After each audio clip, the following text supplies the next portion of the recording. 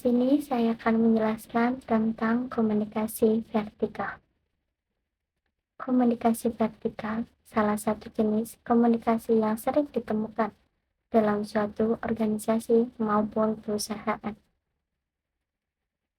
Penting sekali adanya komunikasi vertikal dalam suatu perusahaan agar proses usaha bisa berjalan dengan lancar.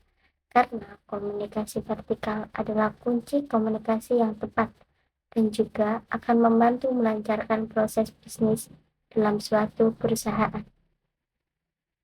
Komunikasi vertikal, strategi komunikasi bisnis yang mana informasi, tugas, dan juga permintaan bergerak ke atas dan juga ke bawah antara pihak manajemen senior dan pegawai di bawahnya.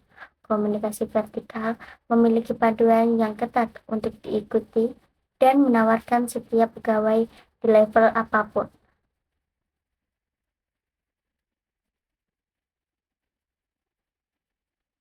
Tipe komunikasi vertikal.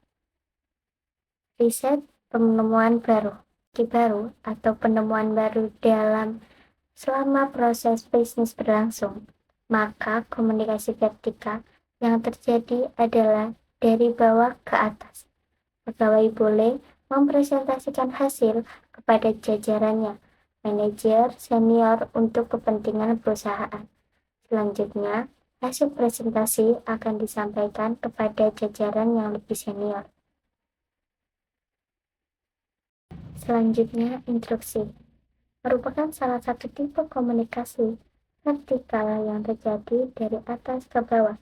Tipe ini juga sangat sering terjadi dalam suatu perusahaan. Jajaran manajer senior memang memiliki kekuasaan untuk mengambil keputusan.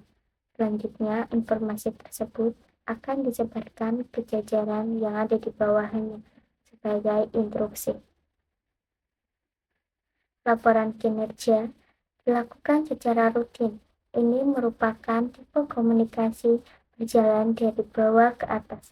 Laporan yang dilakukan terus secara rutin, baik bulanan bahkan tahunan, merupakan salah satu tipe komunikasi vertikal yang selalu dilakukan dalam perusahaan.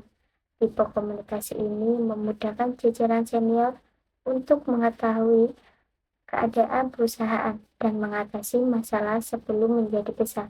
Tipe ini juga lebih efisien dilakukan karena alur dari bawah menuju ke atas membuat komunikasi berlangsung memiliki dampak positif bagi perusahaan. Memo. Dengan bentuk memo bisa dikatakan mirip dengan tipe instruksi. Hanya saja tipe ini lebih menyebar dengan cepat dan tidak memerlukan divisi-divisi khusus untuk penyebarannya. Penyebarannya juga bisa melewat email, secara langsung, atau bentuk pengumuman lainnya yang lebih cepat. Keuntungan dan kerugian komunikasi vertikal. Keuntungan komunikasi vertikal ada transparansi. Ini akan membantu perusahaan bertumbuh menjadi lebih baik untuk lingkungan kerja para pegawainya. Ada menghargai batasan, membuat setiap pihak saling menghargai batasan satu sama lain. Ada komunikasi terbuka. Apa sih komunikasi terbuka itu? Jika ada pegawai yang merasa perlu menyampaikan pendapat, mereka bisa menyampaikan pendapat tersebut dengan bebas dan lancar. Kerugian komunikasi vertikal. Yang pertama, alur yang lambat. Akan lebih lama jika hierarki perusahaan cukup lama. Yang kedua, kreativitas tertahan.